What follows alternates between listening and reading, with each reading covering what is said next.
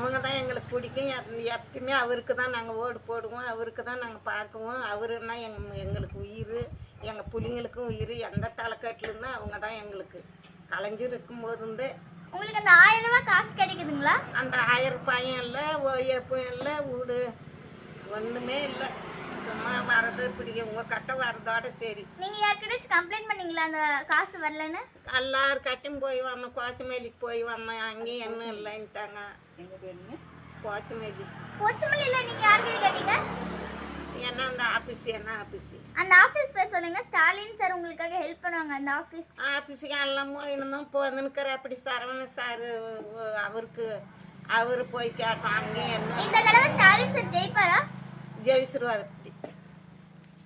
அப்போற ஸ்டாலினுக்கு தான் ஓடு போட்டுன்னுக்கிறோம் எப்பயுமே. எங்கே பாரு